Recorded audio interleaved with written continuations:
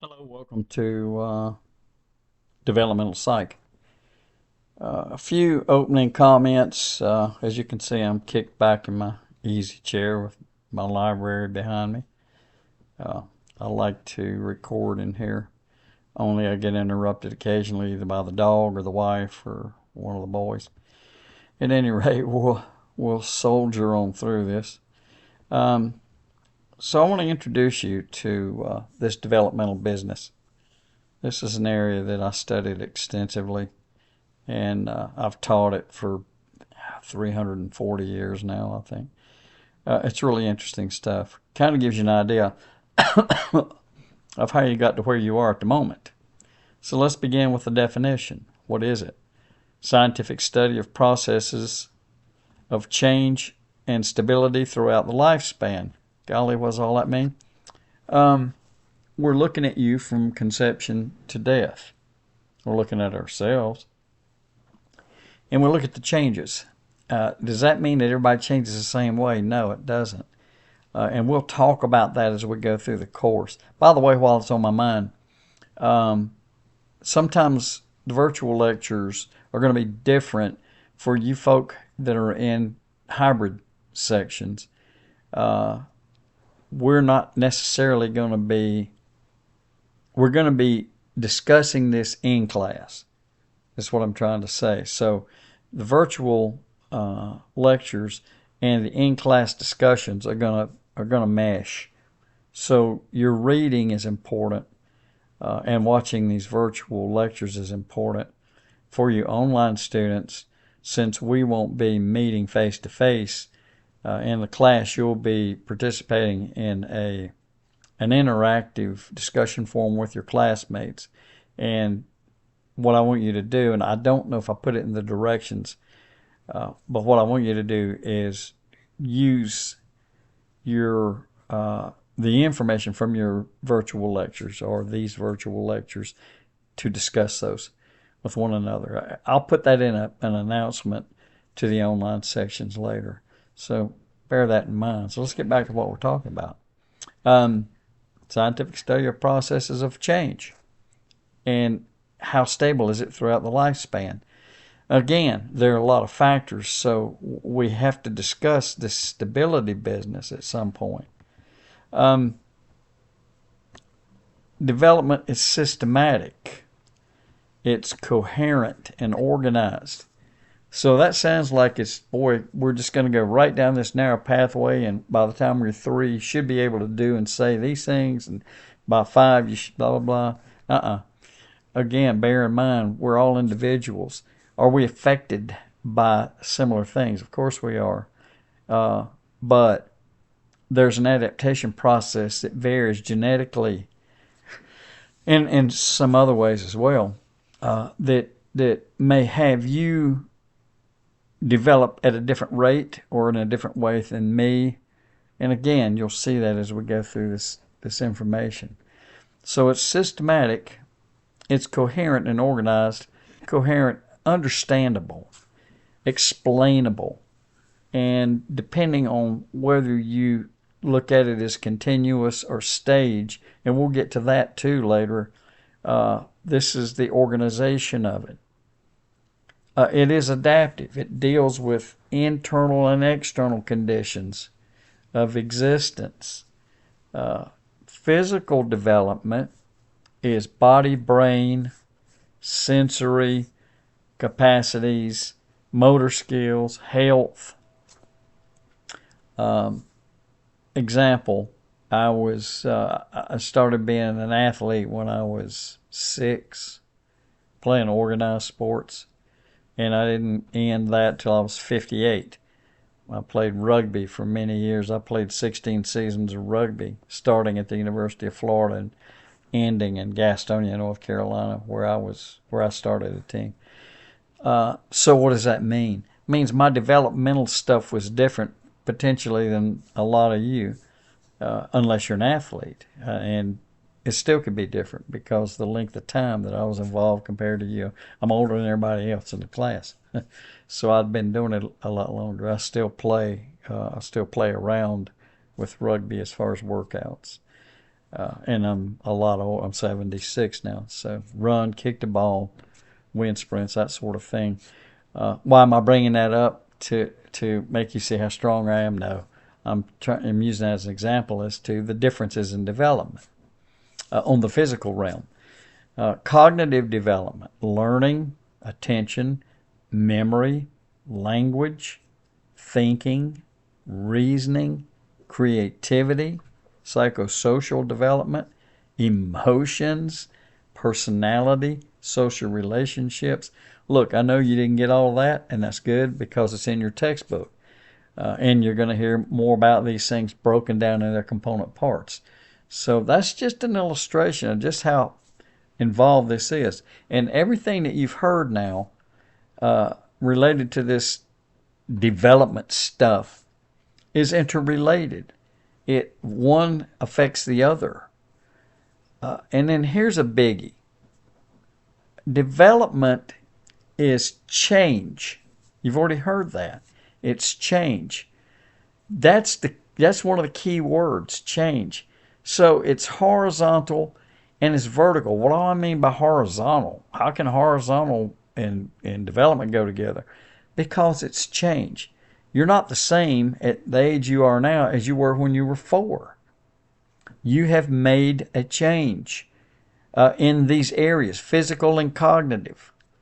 Does that mean that there's no vertical development? Of course there is, because we have milestones. We go through, you learn to walk, right? Learn to feed yourself, so on and so forth, potty training. These are vertical things, but the change is horizontal.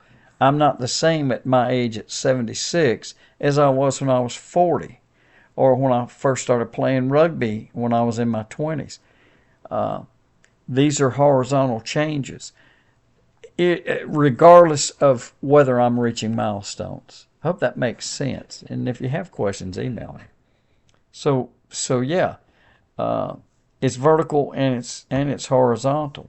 Change and milestones, and milestone accomplishments. Learning how to drive, that would be a developmental process. Development's lifelong. And I think I've mentioned it. It can be studied scientifically. So I did mention conception to death. And you may be thinking, how can you change at death? Or you die. You're not alive anymore. Let's change. So we look at those processes. How do we get to that part of our lives where we're not alive anymore? Here's some inclusions. Descriptions. Descriptions establish norms for behavior at certain ages. This is where we delve into what we call stage development. And we're going to talk a lot about stage development. So you don't get it right now, don't worry about it. I'm going to clue you in as we go along.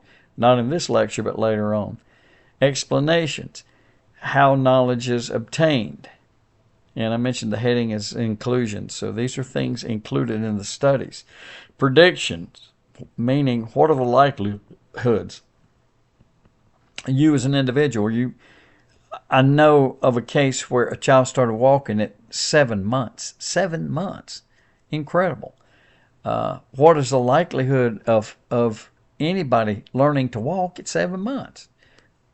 Must be some sort of a walking genius, whatever you want to call them. And then intervention. Aid in the developmental process. That's called teaching. And that'll make more sense to you as we go through theories. So those are some of the inclusions. Here's a biggie. Developmental influences. What are the influences on you regarding and related to how you develop? And again, remember, we're talking about cognitive and physical.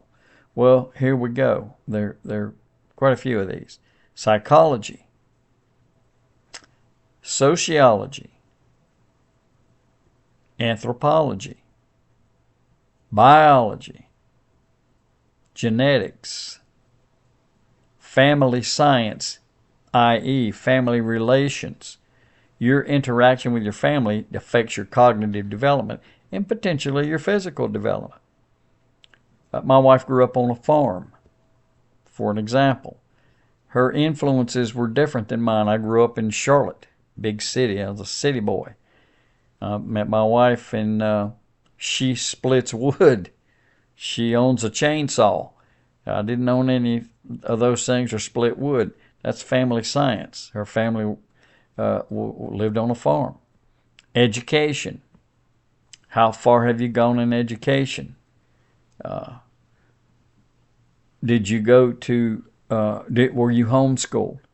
Or did you go to kindergarten? It was odd back in the day for all kids to go to kindergarten. It just didn't happen. The history of your life. What's going on there? What are the influences in my life related to historical occurrences in this sense? What's happened in the past? And then finally, medicine plays a big role, negative and positive, believe it or not. Now, 3 things. I'm going to end this lecture right here. These 3 things are probably, gosh, I don't know if I should say it this strongly. I will, and then we'll see if this holds. These 3 things I'm going to mention to you are probably / possibly the most important parts to keep in mind, other than the fact that we'll be covering theories. So, number 1, nature nurture. And I'm sure if you had intro to psychology, which you should have had before you were eligible to take this class, nature, that's what occurs naturally. That's unlearned behavior. That's unlearned stuff. You don't learn how to grow the length of your arm, right? That's nature. Nurture, that's learned stuff. That's more in the cognitive realm. How did I learn to count? Who taught me how to speak, etc.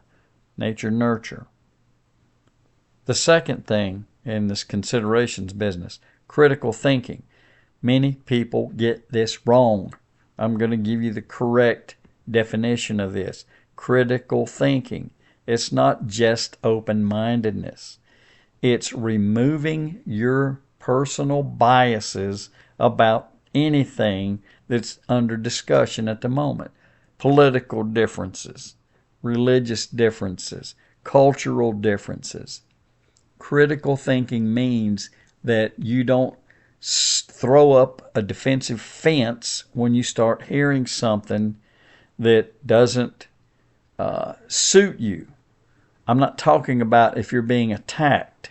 I'm talking about if you're involved in a discussion. If I challenge you in a discussion, ask you questions gently, professionally, not on attack, then if you're a critical thinker, you consider answers. You consider that information.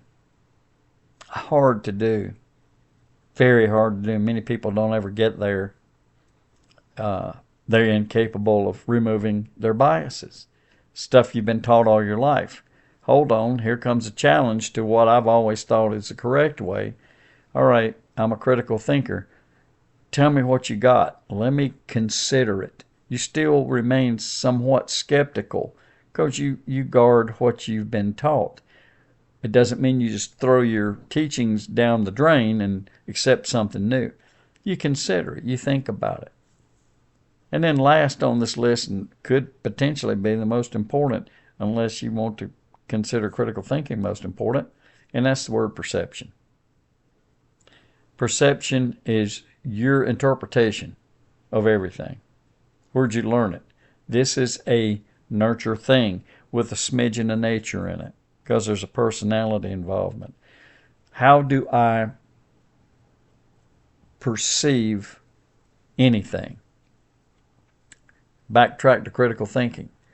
How do I perceive the way you're presenting new material to me? Are you shoving it down my throat? Or you're saying, hey, take a look at this. This is pretty cool stuff. Tell me what you think. And a discussion ensues. Hopefully it's a professional, respectful discussion. So that's perception. 3 biggies. And we'll end there.